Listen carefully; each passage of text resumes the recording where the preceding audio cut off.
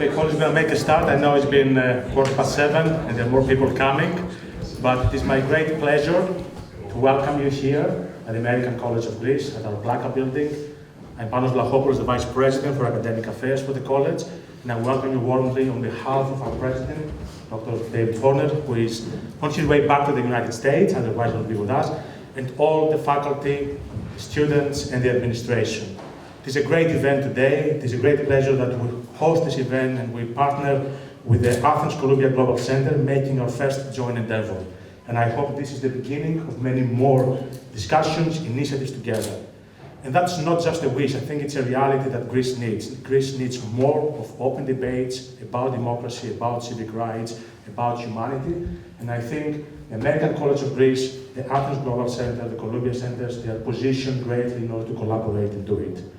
The Demos Center, which actually is hosted here today in Plaka, is a proud part of our Institute for Hellenic Culture and the Liberal Arts. It's a relatively new adventure. Mary Kardaras over there, Mary, hello. She's running it for us and she has done an amazing work in actually bringing together a lot of interesting events, interesting initiatives, and we look forward to many more of this. The center itself is committed to promoting democracy, as the Demos title suggests, by fostering civic engagement, multiculturalism, and inclusivity. And I know I've been to the opening of the Athens Columbia Center a month or 2 months almost ago, Stefanos, and I know it is the most important knowledge hub for research, dialogue, and action. So our values, your values, align perfectly with the set goal of inspiring and educating the communities. We are also especially thrilled to host the event in this restored building in Plaka. It's a building we own for a number of years now. It's been used for a lot of purposes. We used to have the Institute of Public Health, but I think under the creative management, I would say, of Mary, it has been transformed. It's a beautiful place. It's becoming a vibrant part of the neighborhood. I would also like to welcome the Athens Center in the neighborhood. I know that you have now your buildings near us. And we encourage you as well, after this event, to explore the building, to explore the exhibition that we host at the basement, at the entrance, which I was told, and I make a note there, it runs from Wednesdays through Saturdays, so you have plenty of time to come back. It is my great honor as well to have here with us Columbia Center, Stefanos. We met a couple of months ago. We spoke a lot about collaboration. This is one of the first collaborations we're having together, and I look forward to it. Special thanks to Mary for co-hosting us here, for putting all of this here together, and a special thanks to our panelists for being here to introduce us to a very important topic, and also to all of you for being here with us today. Stefanos, over to you to say your welcome remarks. Thank you very much.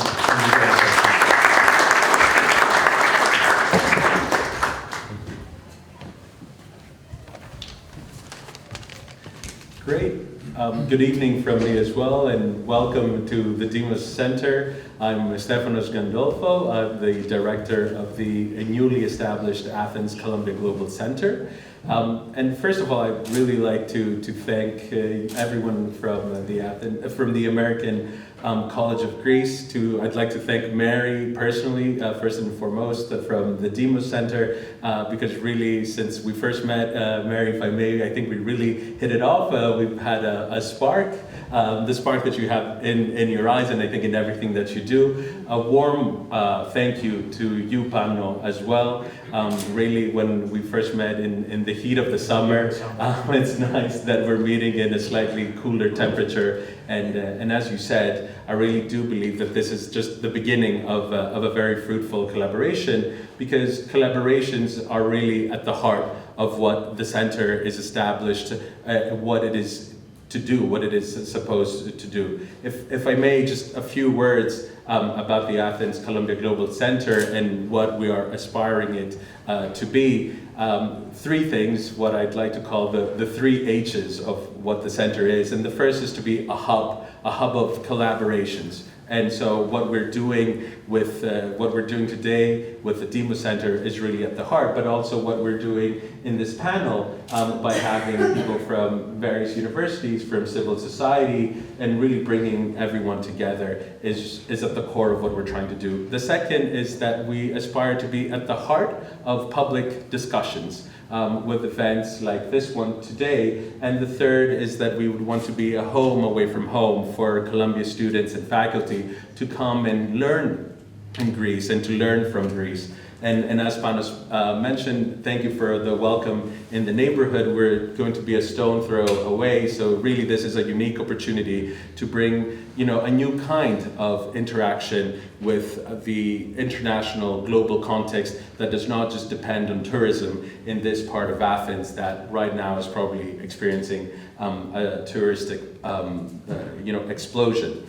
When it comes to the ways in which we want to approach these three key missions of the Global Center, there are a set of themes that we're looking to do this through. And the first one, of course, is migration and the movement of people, which is an extremely important event, unfortunately, because it is extremely polarized, and it seems that it's becoming even more polarized on both sides of the pond in the US, in the other pond in the UK, and also in our part of the world.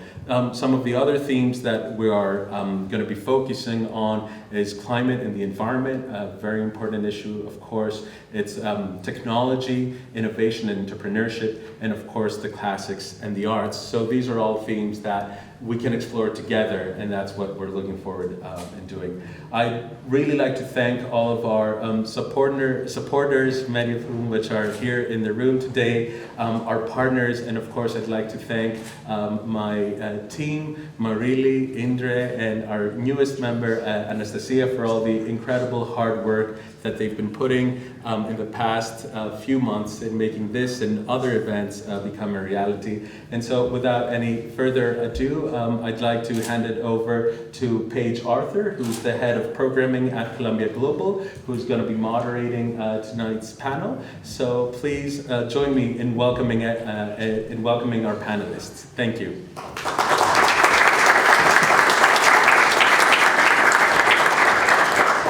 Thank you, Stefanos, for that introduction. And I also just wanted to give my thanks, Panos, to you and Mary in the back. Thank you so much for this partnership. We're really delighted.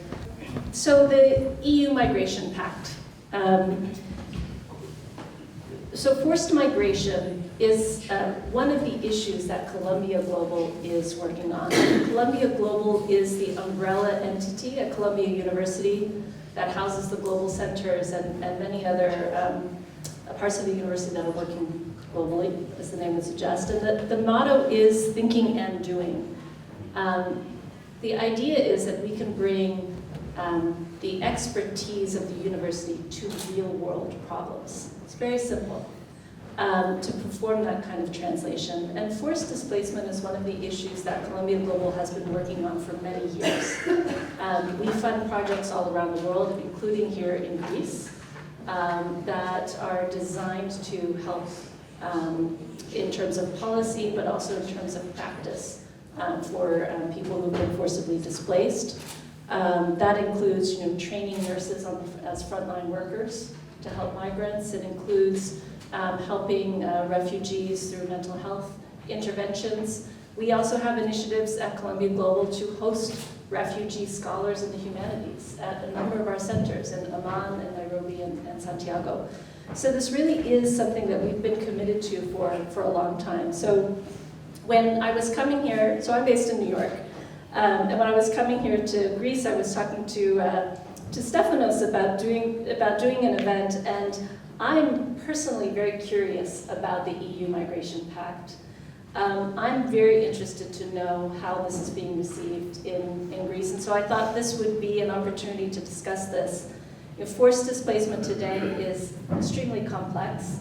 Obviously, it's not new. This is something that's existed throughout time, but the circumstances now are very complex, and they're increasingly intractable. So we see people who are forcibly displaced being displaced not for years, but for decades.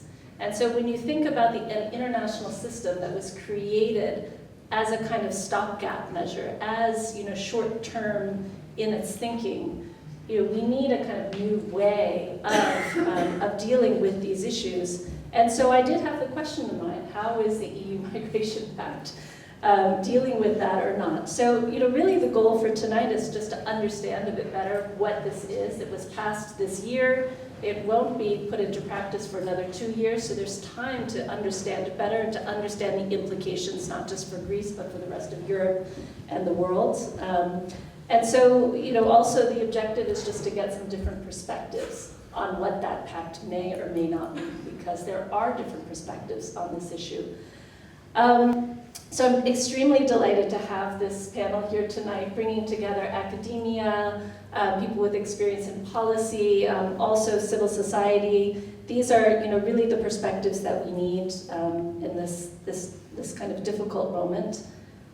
So without further ado, I'm just going to open the discussion, and I want to, first ask a question to Kristin Fabbe. Kristin is, of course, a professor at the European University Institute, coming from Harvard and from other universities in the United States, and really an expert on this issue as well as many others, such as transitional justice and Ottoman history, which she told me not to mention. It seems a little bit unrelated sometimes, but I promise it all comes together. I'm sure that it does, actually. But maybe we can just talk a bit about what the EU Migration Pact is. Can you tell us, what is it, and what are the key provisions in the pact, just so we can understand it a bit better? Sure, Paige.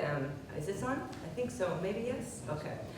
So that's a great question, and thanks for the kind introduction, and thank you so much for the organizers for having me here. It's really a pleasure to be on this panel and discussing this key set of issues. Maybe this isn't on. Normally I'm loud enough, but I've got a bit of a cold, so okay. Let's see there. No. No? 0-0. Is it green at the bottom? Okay. Yeah, no, no, Oh, there we go. Okay, so we can do the passing the hot potatoes. So with Paige's opening question, the pact is very fraught, right? It's a fraught solution, quote unquote, that was, okay, which was, hashed out over a number of years. It's the product of compromise, disagreement, etc. So what I'm going to try to do for those of you who are not very familiar with the pact is lay out what it is. It's 10 kind of building block principles in very neutral European-esque language. So this is not necessarily, this language, much of this is debatable. We'll see that some of these issues I think are quite thorny as we get into them. But my objective is just to kind of run through what are the key provisions and how we expect things really to change as we think about going into 2026. And countries' national implementation plans for the pact are due in about 10 days. So now countries are struggling, Greece included, to submit to DG Reform, to the Commission, their initial plans for their preparedness with this new pact. So what does the new pact entail? What is it about? It's basically a legal framework that's seeking to harmonize the asylum and external border security systems of Europe. And it's going to do that through 10 effective building blocks. So this is the idea that it's going to be done through 10 effective building blocks. The first key building block is something that's already in place but will be enhanced, and that's the Eurodac system. So this is the system for managing irregular crossings and irregular entries at Europe's external borders, and especially in what people call frontline states. I'm not sure I love that term, frontline state. It kind of sounds a little bit militaristic if you ask me. But we could call this Europe's external borders. And so this is the way for registering basically people who enter irregularly, some other people would say illegally, at Europe's external borders. And the harmonization of the system, Eurodac, this is an IT system which is going to be based, it's going to have its headquarters, everybody nationally has their own system, but there needs to be data sharing across this system. And this sharing will happen through EU LISA, which is based in Estonia, and member states will be responsible for registering arrivals as soon as they enter into the country, which is part of a new border screening process. Now, if you'll recall Greece's position from the 2015 massive influx of refugees and migrants, Greece was very heavily criticized for not registering people in the Eurodac system and allowing for what was called secondary movements. So many people saw Greece as a transit country. They didn't want to stay there. It wasn't their ultimate destination. So they just passed through. So with the new Eurodac, the idea is that people will be fingerprinted, but there's also enhanced data collection. So these enhancements include biometric data, iris scans, potentially photos, document uploads, and also fingerprinting for vulnerables, minors, so people even from 6 years age and up. So this is what we need to think about Pillar 1, which is Eurodact. And that's the backbone, because without this IT system, there is no real backbone for the pact.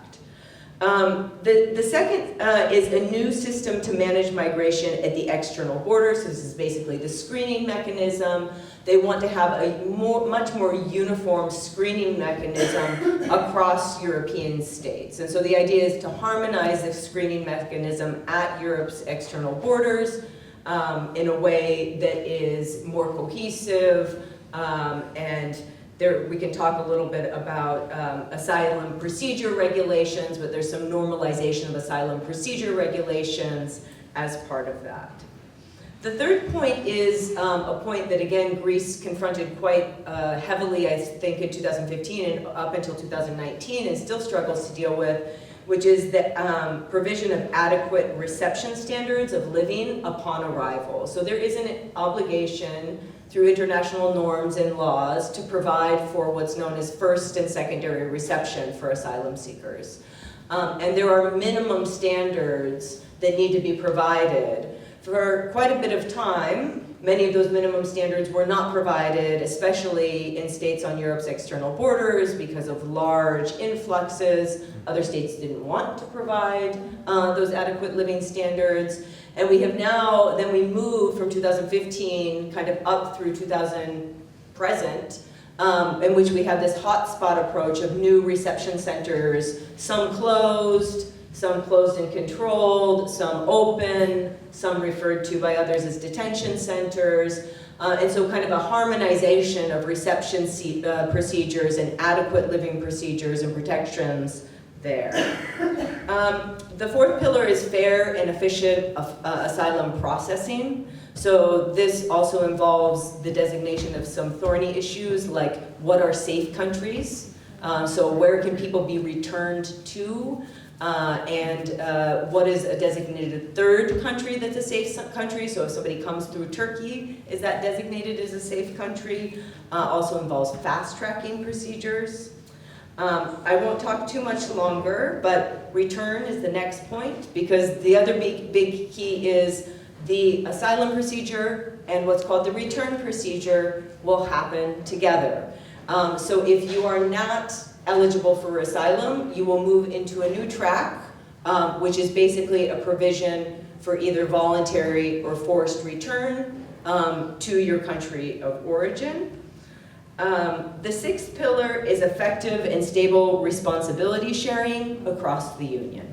This is the one that came up, this is the one that caused all the trouble because what is effective responsibility sharing? What responsibilities do people want to take? I think we can probably talk about this. How is it going to actually work in practice?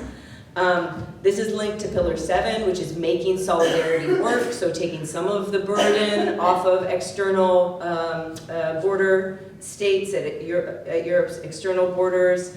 But other Northern European countries don't want resettlements. Other Northern European countries are worried about secondary movements.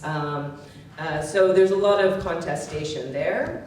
8 is preparedness, contingency planning, and crisis response. So having a crisis and force majeure mechanism.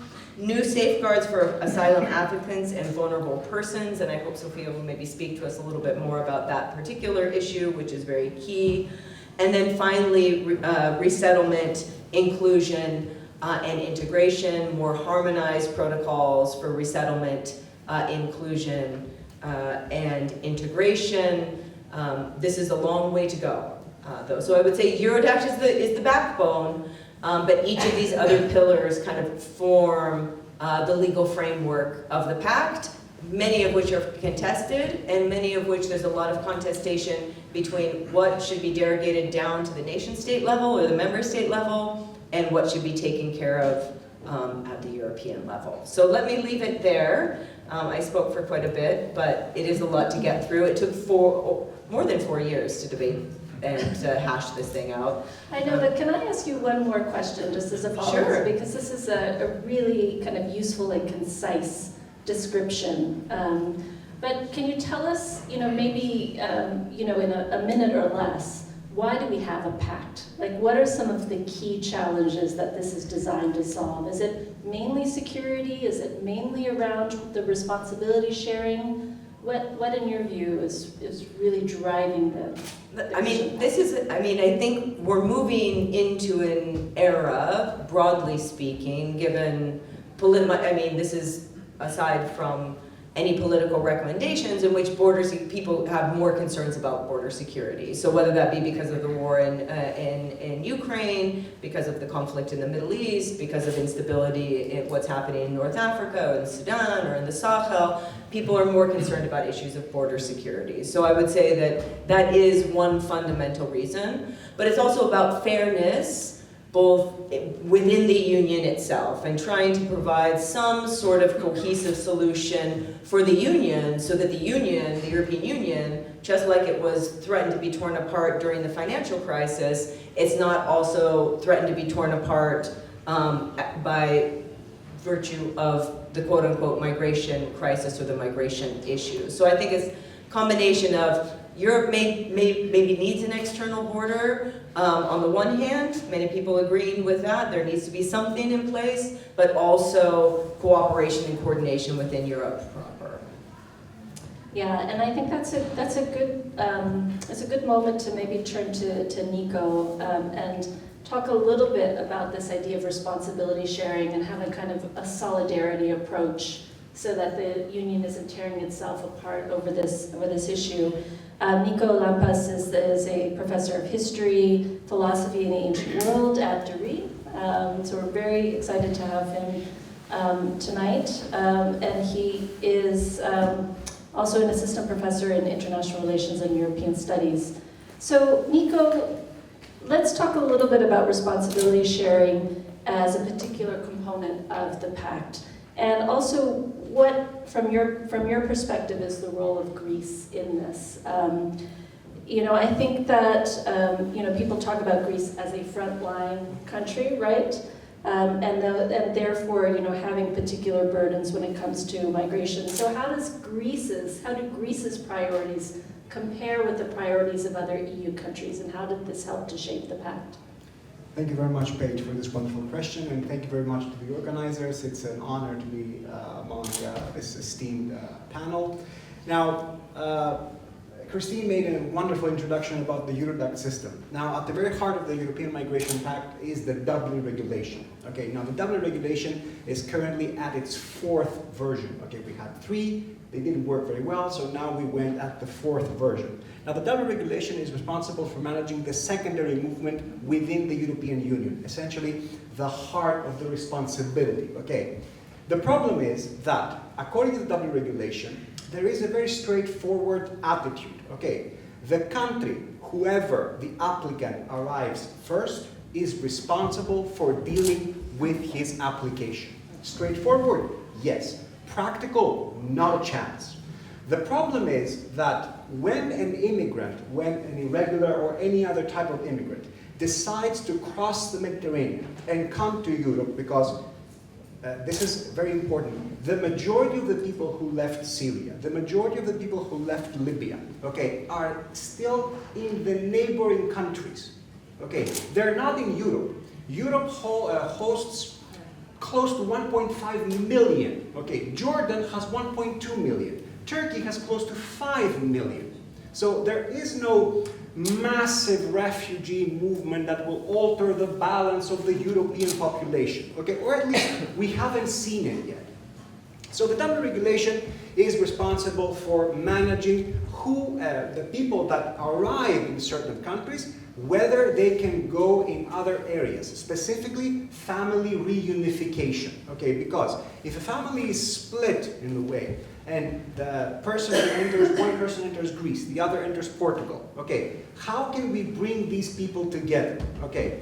In the first stages, I promised myself I wouldn't talk about my ministry experience, but I have to. Okay. So in 2016, I was at the Ministry of Migration. Okay. So the problem back then was that the easy part was when we had a Syrian family separated. Okay. We could unite them easily. Okay. Because Germany wouldn't accept everyone. Once Germany stopped accepting people, okay, for reasons that we can discuss later on, it became more and more complicated. Now, when people decide to cross the Mediterranean, okay, where they want to go has nothing to do with the country they first arrived. They behave exactly like economic immigrants. They will go to the country that offers them the best quality, at least they think so, the best quality of life. If that is Sweden, if that is Germany, if that is Belgium or France, they don't care. They will go wherever they feel they have better chances for them and their family. So front-loading Greece to come to Greece, front-loading Greece, front-loading Italy, front-loading Spain will resolve nothing, okay? Because immigrants, we've had cases, thousands of cases, of people being awarded asylum, being recognized as refugees, fleeing Greece, and we would accept return requests, take-back requests, as they're called, from Germany, because those people fled to Germany. Because that's where they wanted to go in the first place.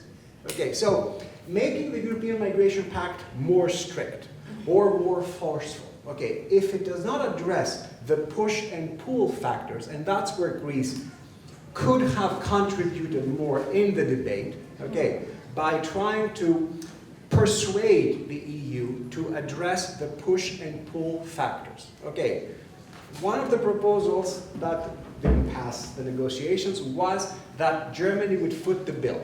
Okay, they would essentially, because Germany pays the highest amount per individual of social services, benefits. Okay, so someone, I don't remember who, from which country, suggested that instead of Germany paying the highest amount of benefits, they share the money and all countries give the same amount of benefits. It didn't pass. It would be hugely helpful. Okay, it didn't pass. Let's say, and about solidarity. Okay, do you know Poland vowed to send support in Greece during 2016. Do you know how many people Poland sent? One. And the poor guy had no idea about immigration law. No idea whatsoever at all. Okay.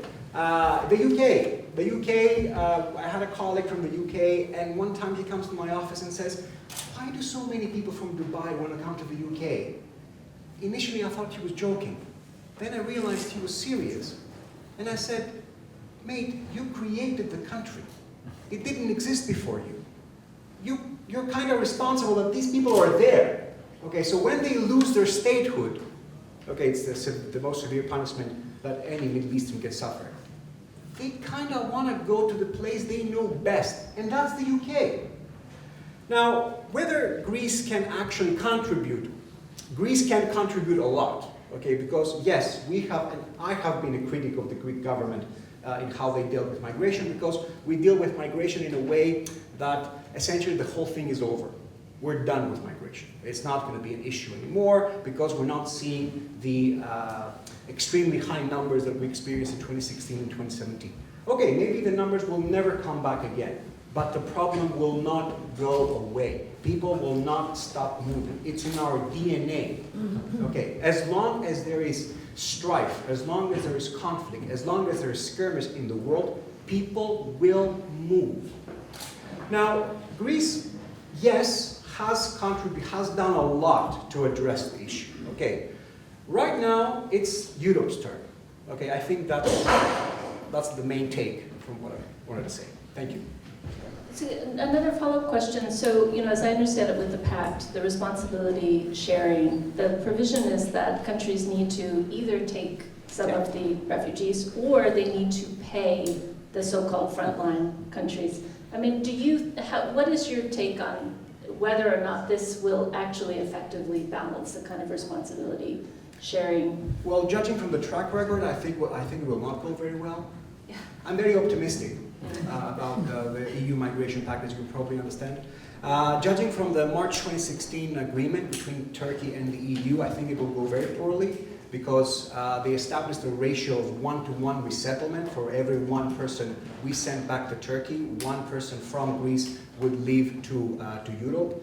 We sent 0 back to Turkey, and that's actually something we should be proud of, that we didn't send anyone back to Turkey. Okay, okay, maybe the Netherlands, maybe Germany can afford to pay the frontline tax or whatever. But how exactly is this going to work? Are we gonna charge them by the head? Are we gonna send a bill and invoice every end of the month? And even if it does help, even if it does work like that, okay, how much money can we generate through these processes? What we need, and what Sofia is most definitely going to speak in a minute, okay, is a way to make sure that these people don't stay locked, don't stay imprisoned, okay, in hotspots for years. Okay, people that have lost hope, people that are suffering from all sorts of issues, okay, because they want to go someplace else. 96% of the people who participated in a survey among immigrants in Greece said that they don't want to live in Greece. 96%, and that was back in 2017. Well, that's a good moment then to turn to Sofia. We're very pleased to have Sofia Kouvelaki here. She's the Chief Executive Officer of the Home Project, and she works directly with unaccompanied minors who are migrants. So let's talk a little bit about this idea of responsibility sharing, but from the perspective kind of the ground up and of the migrants themselves, because I think so far maybe this is a little bit abstract, and we want to know what it actually means for real people. So I'm hoping you can give us a little bit of context. What are you seeing on the ground that makes this idea of responsibility sharing really urgent right now? Thank you, Paige, and thank you very much for having me here tonight. I think my esteemed co-panelists gave us a wonderful context of what the Migration Pact is, and Nikos spoke about the Greek political and policy context.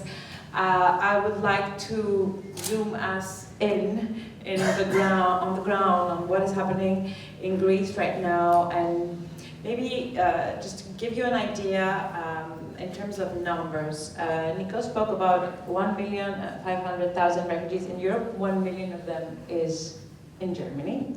And in Greece, we estimate to have around 120,000. We can never know the exact number. So we're talking about a very small number. Now, out of this population, around 3,000 are unaccompanied minors. These are the latest data. We don't have the latest data because we're having a children's emergency on the ground at the moment, and actually this number was the same number that we had in 2017. 3,000 children, of which around 50% are outside child protection facilities, meaning in detention, in camps, coexisting with adults and exposed to all sorts of, violence and threats, because we all know what happens when children coexist with adults. So what these children need is not only a roof over their head, is a child protection system, meaning they need social support, mental health support, education, legal support for their asylum applications, their family reunifications, as you mentioned, and this all needs to lead to integration.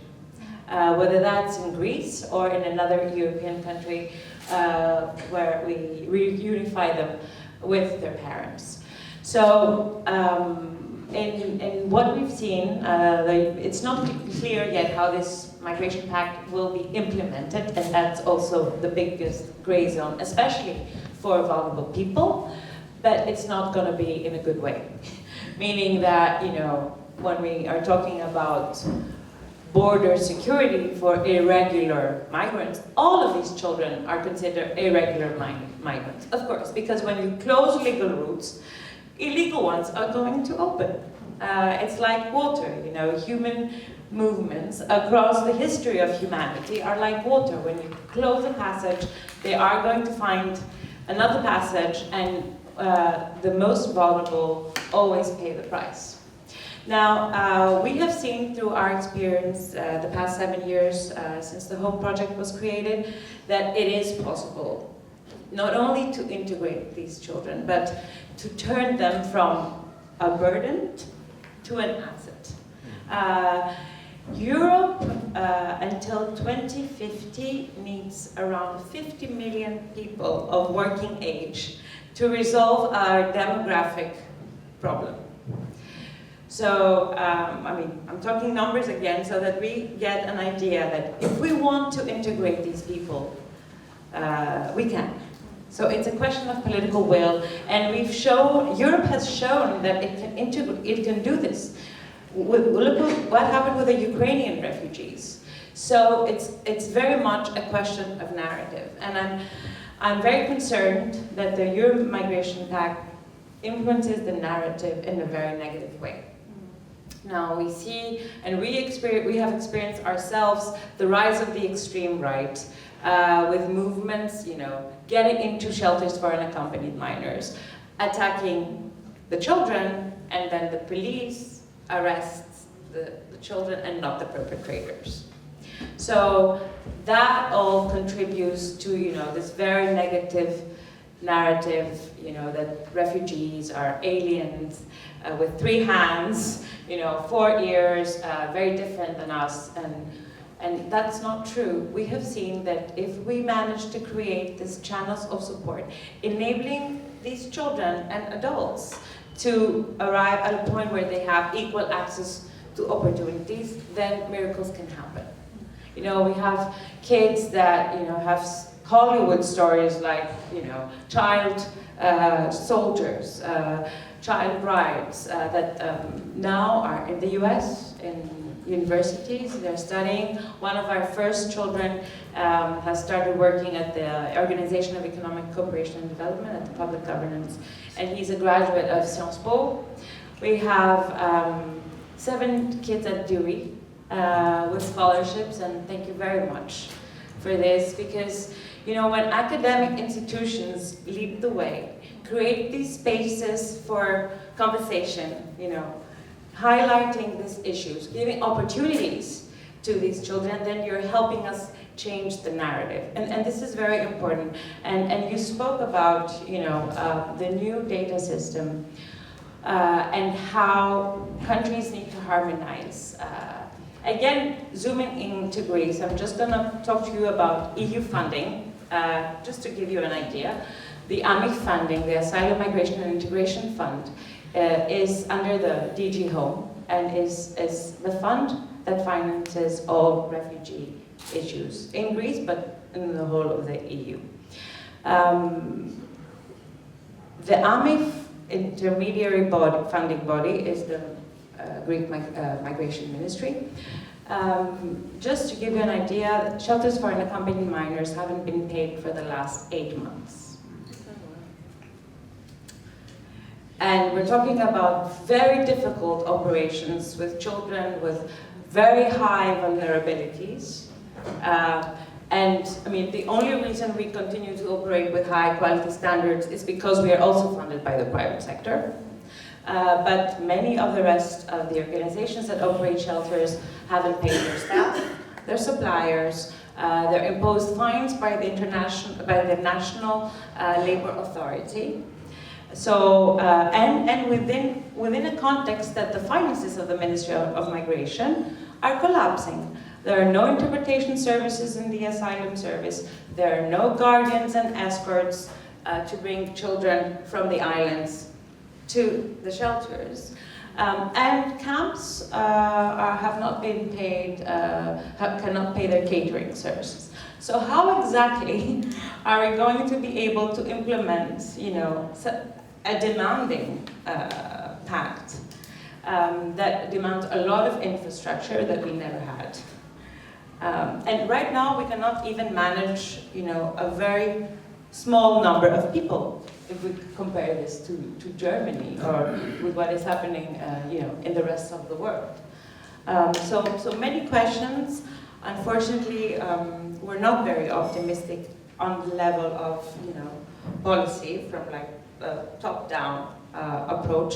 That's why we need more conversations like that. We need more academic institutions, to shed light and to try, and even to try to find solutions and propose, models that have worked.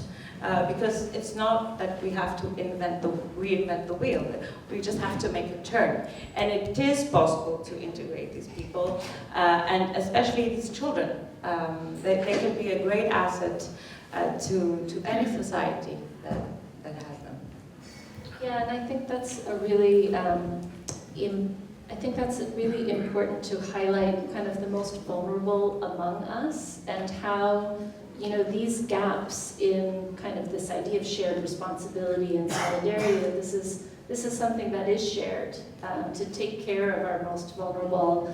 Again, I don't know that the EU Migration Pact solves that problem, right? But it's kind of the kernel of it is there. Whether we'll actually do that in practice, I think, is a really big question, but the need is so great.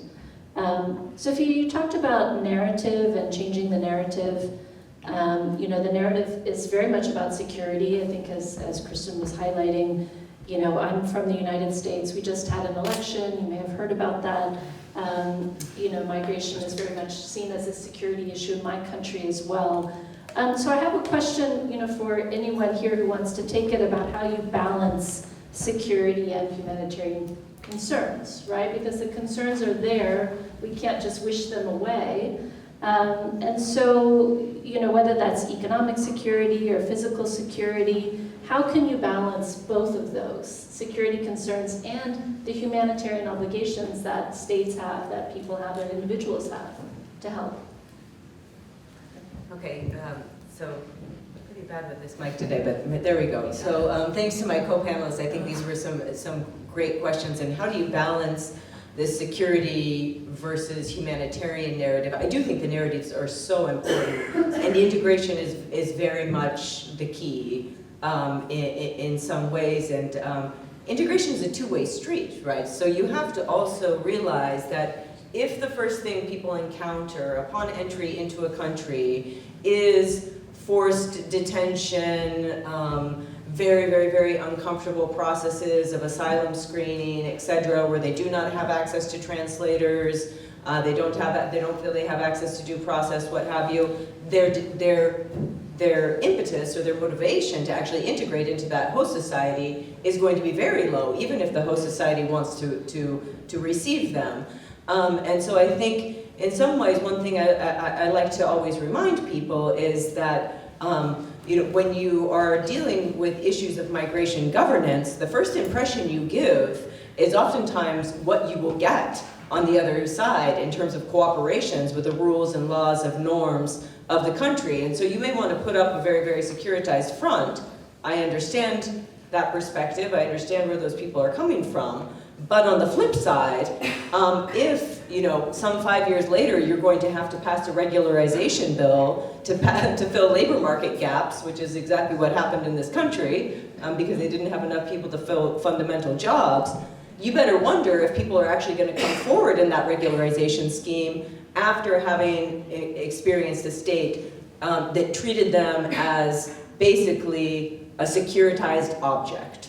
So I think we have to think through that dichotomy with the security and human rights balance.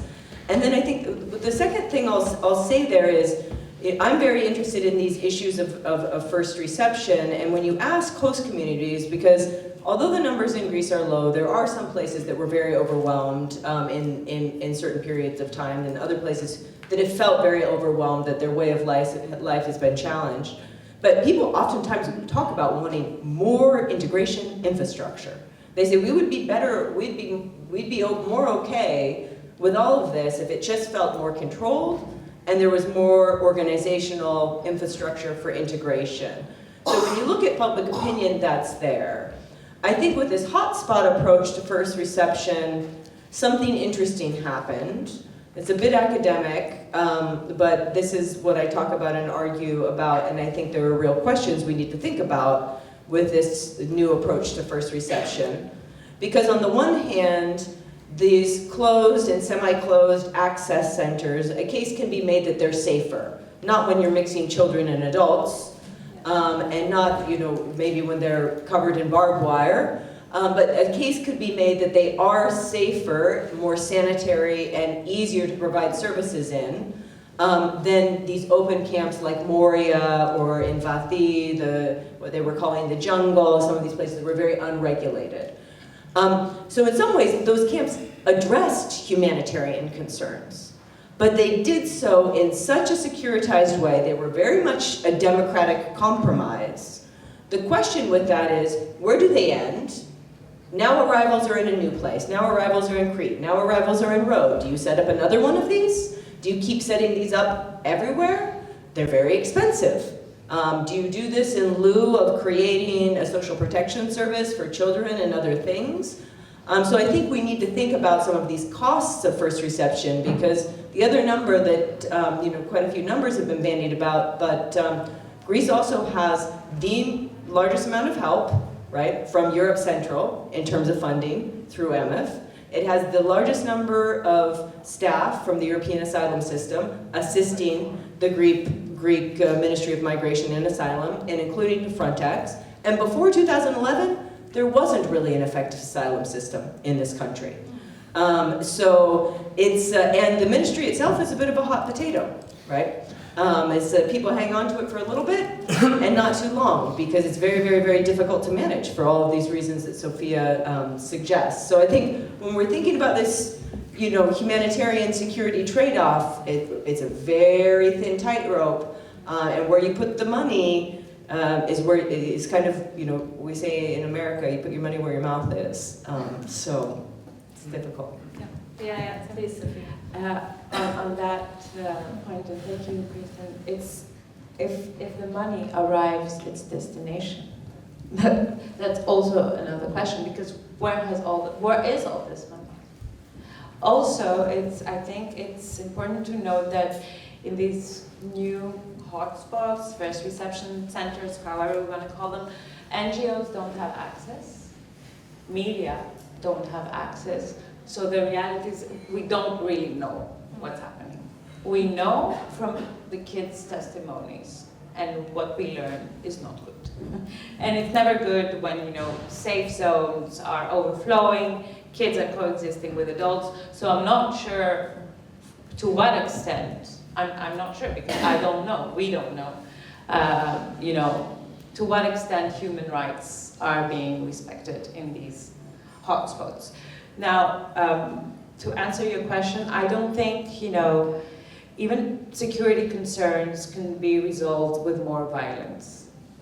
And what we're seeing at the borders right now is violence. So children are traumatized at home because of war, during the journey, when they are in Turkey, and when they arrive in Greece because of pushbacks. And we have seen that, you cannot stop a cycle of violence with more violence. What this is going to lead to is, the criminals of tomorrow. So right now we don't have a system of deportations in Greece, meaning that all refugees or migrants who are not granted asylum are being marginalized. So they are forced to pass through illegality. They're forced to be criminals. So even if we approach this issue, with a very nationalistic security concern, it is to our interest to integrate these people. Because we don't have another choice, but we don't want to admit that. because politicians have, a very short-term horizon, so they cannot admit this, and they know it, of course. And it's not an easy, problem to solve. It's very complicated, but we also have. It's not, about being humanitarian. It's about being human, I think. Is there any way in which the pact tries to strengthen kind of human rights or humanitarian provisions or place conditionality on funding? Is any of that strengthened? I heard a lot, Kristin, a lot of things around reception and biometrics and fingerprinting, and so strengthening the security regime, I understand. But on the humanitarian side, is there anything that the pact does or we can expect? I mean, there are enhanced protections built into the legal framework of the pact, and I'm not a legal scholar, so take this with a grain of salt. But if you do read through the nitty-gritty of the pact and the requirements for pact implementation, if you're doing something such as fingerprinting a minor, there are special legal provisions which must be in place about the guardianship of that minor, or appointing a guardian to that minor, making sure that that minor is treated in a way that upholds fundamental rights. Also, I think one thing, we've talked a lot about entry into the Eurodac, but what about getting your name removed from the Eurodac system? Right? So there may come a point in time in which you are granted citizenship in a country that maybe doesn't have a very restrictive citizenship regime, or you manage to stay here and get over what we call the bridging years, which Sofia will know about, which are these very difficult years from adolescence into early adulthood that were really not covered by social provision programs very adequately, when a lot of people were kind of falling off the cliff, right? Not at all. And so I think that, I kind of lost my train of thought because that particular issue really gets me going. But I see a lot of legal provisions there. But you also have to have a reinvigorated civil society and an active and trained workforce that is proficient in human rights protections and is willing to work either in the Greek public sector, or that the Greek public sector is willing to come have work within its facilities. And I think that's really the challenge that we're going to be facing. So yes, in theory, those protections are there. Will those protections be upheld? Or will we see European Court of Human Rights cases and refoulement cases and things like that in the future? I'm not sure. I certainly hope not. Sofia is not very optimistic. I think my hunch is the pact is very ambitious, right? I think the pact is very, very ambitious. And you touched on a lot of things that you kind of wonder, with all these solidarity mechanisms and the relocating of like 5 people here and 10 people there and 6 people here and plane tickets and all of the legwork that goes into all of that. You kind of, and saying what you've said about Turkey, not one person returned, you wonder, okay, this is the legal structure, but how much of it will actually happen in practice? I think this will be basically an evolving body of law, and we're going to need human rights advocates on, challenging it, basically, and monitoring it at every step. Can I ask a slightly different question, which is around the issue of double standards? And I remember reported in the media, when the Ukraine conflict first started and refugees were coming from Ukraine to Europe, and there was quite a bit of criticism in the media around the issue of like who gets to be kind of resettled, who gets accepted into Europe and who doesn't.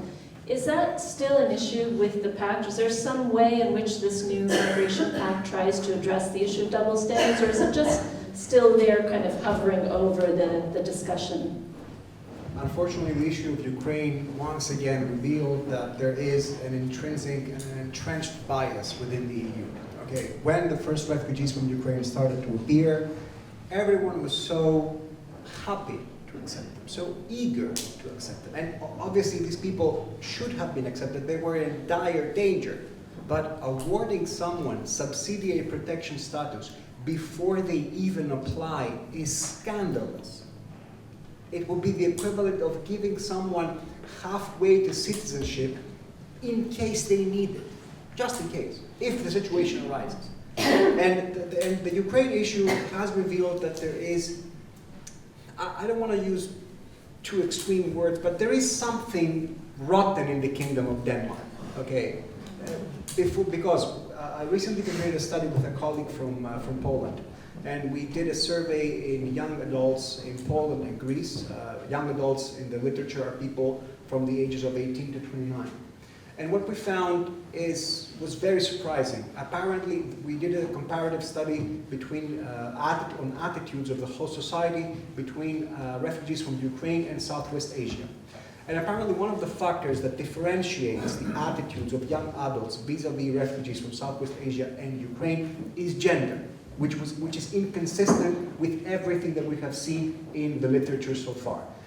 The literature so far argued that women were always more empathetic, more sympathetic. Okay, apparently this also changes. Okay, nowadays women in Europe are afraid, are concerned, are threatened, okay, by the arrival of refugees from Southwest Asia. And why this happened? Because of what Kristin was discussing before. When the governments of the European Union in 2015 decided that they were going to securitize the issue of migration, okay, they essentially sealed the deal. Okay, there were incidents like at the 2015 Paris attacks, where the perpetrators of the attacks happened to have on them leaflets from Lesbos.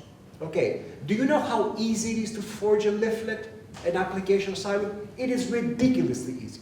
You could go to Omonia right now and get 10 of them for 50 euros. Okay, so once the authorities found on these people the leaflets from Lesbos, they immediately assumed that terrorists would disguise themselves as refugees and they would infiltrate Europe. And that heightened threat perception among host societies even more. Now the question is that true? Okay, will that happen? We did a study back in 2018 where we compiled, when we analyzed data from 10 European countries. And we tried to statistically identify whether there is any relevance, any association between the number of terrorist attacks and/or arrests and negative perceptions vis-a-vis refugees. We found no relevance, no statistical significance whatsoever. So the problem is elsewhere. It has nothing to do with terrorism, it has nothing to do with crime, it has nothing to do with insecurity. Okay. It has a lot to do with politics, with education, with economy, okay, people who are more liberal, people who are well-educated, people who are in a better financial situation are much more receptible to refugees. That's what we should be focused on. Please, again, zooming into Greek reality, on the first question on Ukraine, we evacuated an orphanage 2 months after the war broke out. So we have one shelter. So we have one shelter only for Ukrainian unaccompanied minors. So they got their residence permit in less than an hour. When we have children that have applied for asylum, have been rejected many times, for 8 years, and then we're still going. Just to give you, the idea from the current reality. And then I think it's important to note that,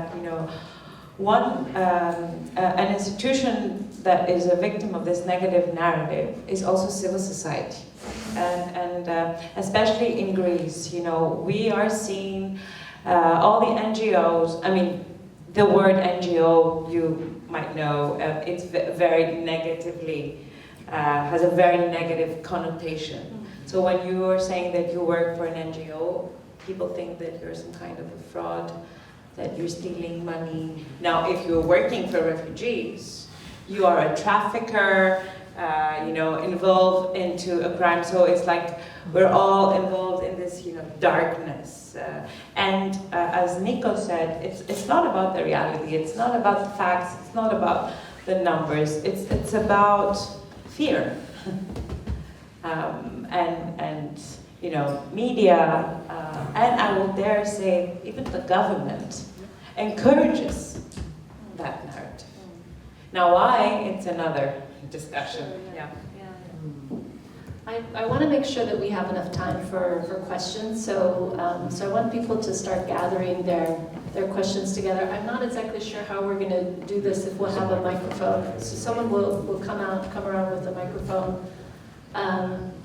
It looks like we have some questions already, so maybe there's a woman here in the front. You can have my microphone. Maybe we should gather some questions. Yeah, maybe gather two or Yeah, three. why don't we gather a few here? You can take mine. Yeah. Hi, I'm a film director, so I'm particularly interested in narratives. And I have a question for Sofia. You said there are 3,000 unaccompanied minors here.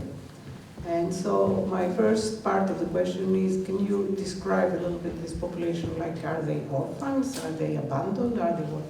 And the second part, which is to me the most interesting, you said they can be an asset for our country and they can be integrated. So I would like to know, how do you envision the ideal integration of these children?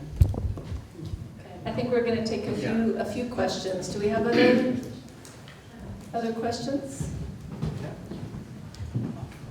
Thank you for that. I think it was thank you so much, everyone. First of all, I want to thank you for this amazing panel, and I found it very important. Just briefly before I ask my question, I come from Afghanistan, Kabul. I left my country in 2016. I had the Moria and the rest of the history. And I've been living in Greece for the past 8 years, and I was one of the students from the DV, which I received the scholarship, so thank you. Actually, well, the question that I have is, from what I understand, the refugee and displacement, it doesn't come on its own. It's not isolated from historical, geopolitical contexts around the world and global. For example, to give an example about Afghanistan, we had British in 19th centuries, we had Soviet Union in 20th centuries, and then we had NATO, which they recently left. And just recently, I read a report by World Food Program, which nearly about 75% of Afghan families, they only have access 1 meal per day, which this would force any family to move to any other countries. So my question is specifically, why do you think that the European Union are not focusing to answer the question, the root cause of migration and displacement by country like Afghanistan? Thank you. Very deep question. I'm looking forward to your response. We have another question here, please. Will the pact survive if countries in Central, Northern, Eastern Europe refuse to either take the refugees or pay the 20,000 euros per refugee? Because how connected are the different pillars of this agreement? That's a great question. Okay, so why don't we turn back to the panel, and others, please think of your questions. Okay, so we have several questions about narrative, about integrating vulnerable people, about why the EU is not addressing the root cause of migration, very important question, and also about will the pact survive? Who wants to? Maybe Sofia should start. Okay, Can I please. start? Yeah. I'll start with a question that was addressed to me, and thank you for the question. So these children are not all orphans. The story of each child could be a Hollywood film because it's so different. So there are many reasons these children leave home. Some of them are sent from their parents so that they save them. Some lose their parents during the journey. Others are orphans. So there are many reasons that they arrive here in Greece unaccompanied.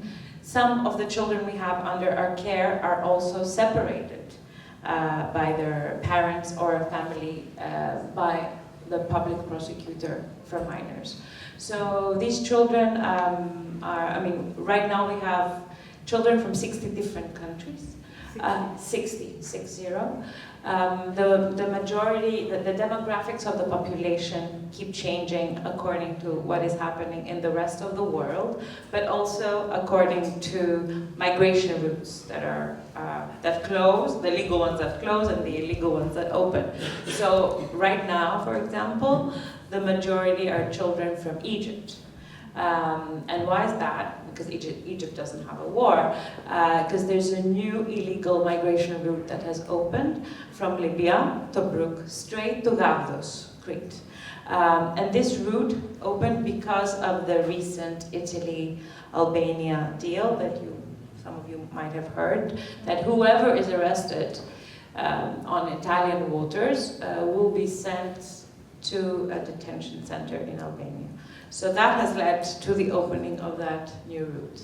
Then the second nationality that we have right now are children from Pakistan, Afghanistan, and West African countries.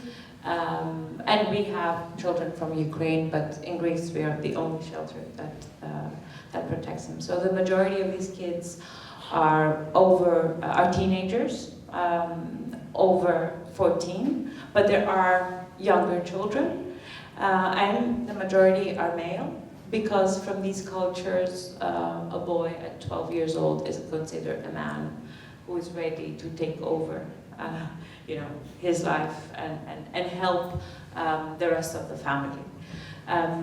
The girls that are amongst this population are the most vulnerable ones, because they come from countries where child marriage, child brides, are a thing, and then a lot of these girls, while they travel alone, are victims of abuse. So we have a number of teenage pregnancies as well, unwanted pregnancies. So under our care, we also have minor mothers that either arrive pregnant or with their babies. Almost all of them, or all of them, I would dare to say, are from unwanted pregnancies. Now, we can also, observe some trends from our work. I mean, we're not an academic institution, so the way we collect data is not very academic, but we can observe trends. I mean, we had seen the rise of Egyptian children, and we knew that the new illegal route had opened. Now we see an increase in younger Syrian children because of the deterioration of the situation in Syria. So basically, because of our geopolitical position, Greece, and because we are the entrance into Europe and the Western world, we're very much affected by what is happening around us all the time. So this is a very dynamic population and the demographics keep changing according to what is happening in the world. The second part of the question, which is the social integration. So you said they're going to be an asset for our country, and there are ways of integrating. Yes. And I would very much like to imagine what would be ideal for you. Forget about money, about what would be your plan or. So it's not about imagining this, because this is what we do at the Home Project for the past 8 years. So we have created a child protection system that comprises social support, mental health support, psychiatric supervision, education for all children, legal support for asylum and family reunifications, and through all these services, by approaching each child through an individual development plan, we can help them integrate into society, whether that's in Greece or in another European country. But we need to provide all these services through an individualized approach. And we are seeing now, the results of our work with kids that have attended school and are now at university, with other kids that are doing technical education, and they're working with us because around 50% of our staff comes from the refugee community, but we also help the kids find jobs in more technical type They sleep in an orphanage? We have 13 homes across Athens where we offer these services. We don't call them orphanages, and they're not orphanages because we try to keep these homes with a small number of children so that they are not institutions in the city, in the center of the city, so they can integrate into the community. They're part of the neighborhood, they're part of the city. Every 2 months we do community building events exactly to address the negative narrative. So we offer something back to the neighborhood, we invite the neighborhood in, and we try to humanize the problem. So we introduce Hamid or Mohammed to our neighbor Maria, for example, who when we arrived, I'm giving you a real example, real story, and at the first party, Christmas party, she knocked on the door, very aggressively, saying, "What are you doing? Are you training ISIS terrorists? You're saying that you're working with children." So we opened the door, we invited her in, and we introduced her to Hamid, for example, who was one of our first kids. And we said, "Hamid, he's 12 years old, he's from Pakistan, he arrived here alone," and then she froze. She was like, "What do you mean alone?" And we spoke to her about the story, his story, and the next day she started cooking from the shelter. Now, of course, that doesn't happen, with all our neighbors. But integration is a bottom-up process. We also need top-down interventions and policies, but we really need to work on many different levels, providing all these services all at the same time. And because we have to do this in a country that doesn't have a developed social welfare state, unfortunately, we have to be as autonomous as possible. So education is key for all children. So at the Home Project, all the children attend school, public intercultural schools, but also private schools. Because unfortunately the level of public education in Greece right now does not allow the integration of a refugee child into the curriculum. We are supposed by law to have integration classes, so meaning classes that teach kids the Greek language. We never have them in public schools. So the very sad reality is that children that have an academic inclination, we have to find scholarships at private schools for them. And we collaborate with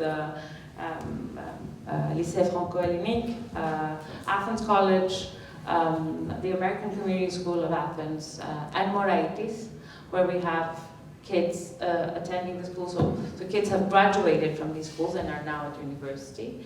And other ones, through this individualized approach, we help them complete technical education. But to do that, we have 18+ shelters, because the moment a child turns 18 in Greece, they're left without any kind of support.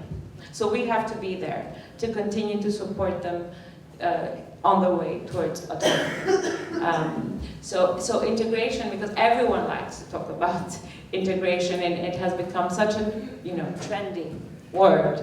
There's a lot of work that needs to go behind that, and I hope one day the state is also going to choose to implement a policy, because it is possible, and right now we're trying to evaluate our model to show that it's actually cheaper to integrate these children than to leave them in the camps or in the hotspots.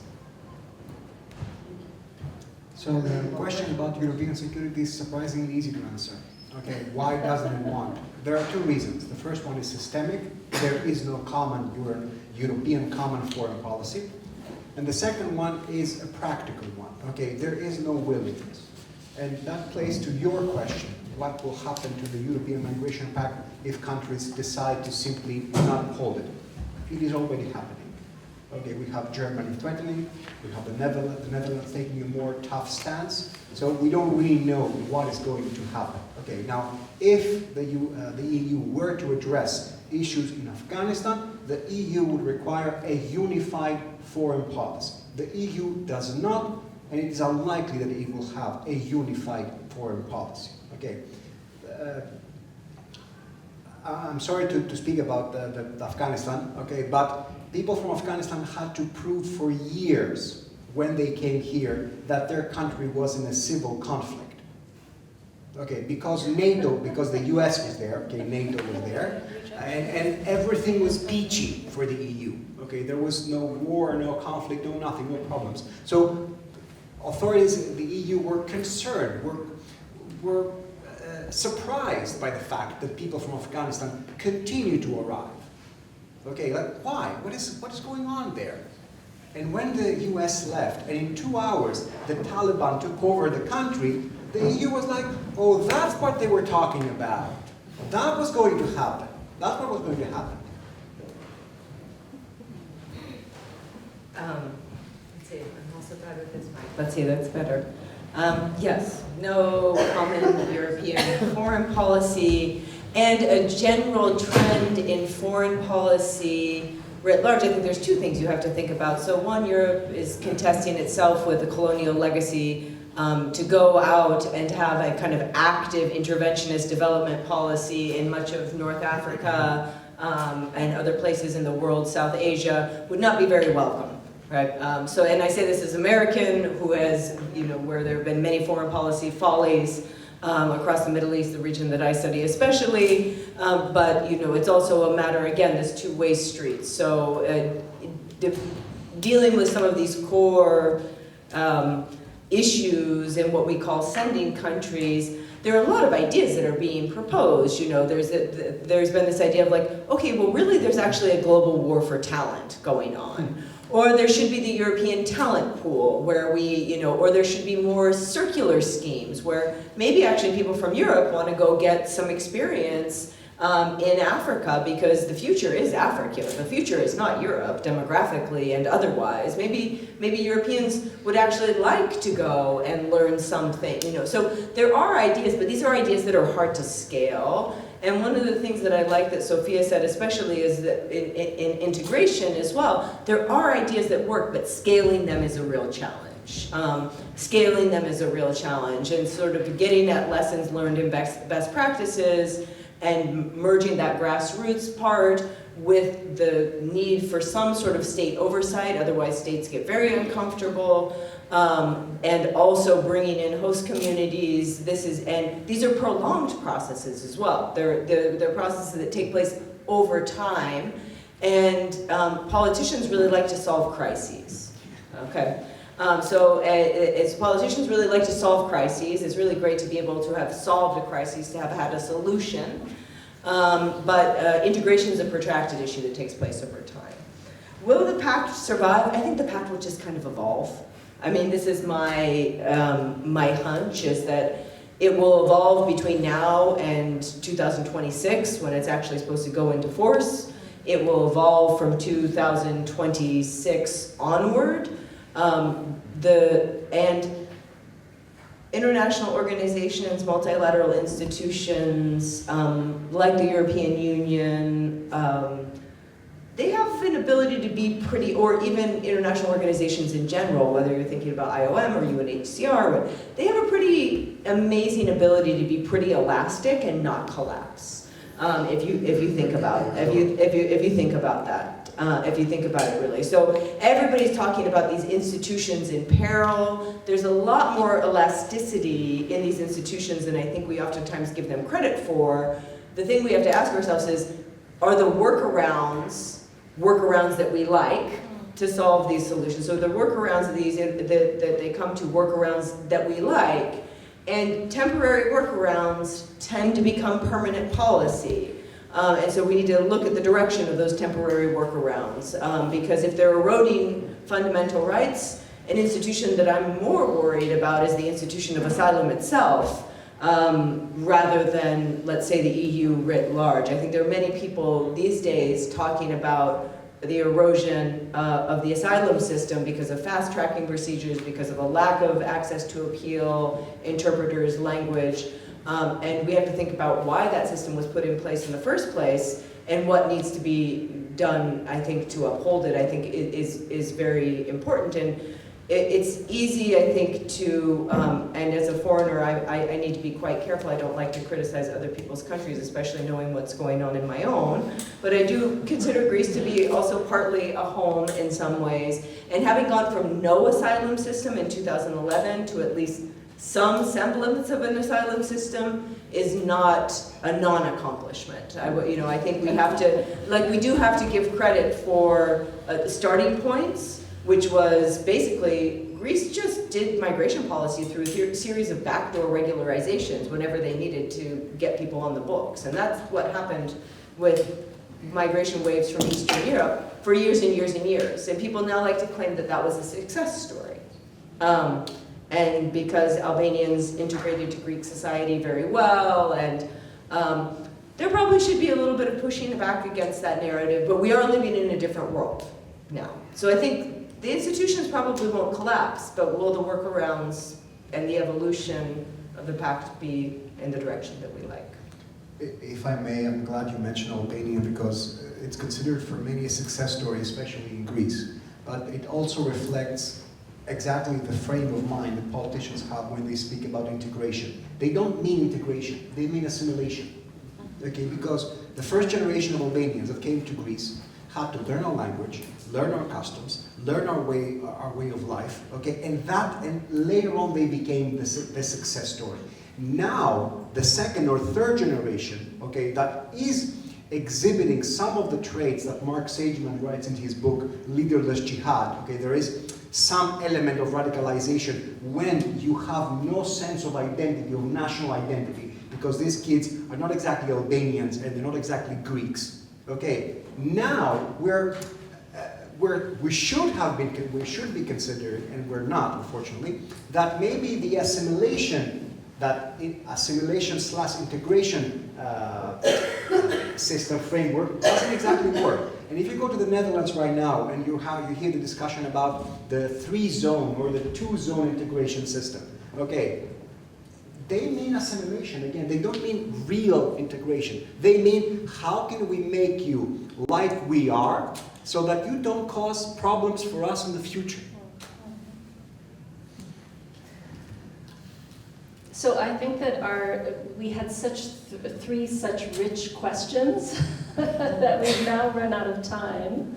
And so I know that we have a reception waiting for us. And so what I suggest is that we continue the conversation. I know Sofia has to leave us, but I suggest that we consider the conversation there. And I want to just take 1 minute to thank the panelists, to thank all of you for coming.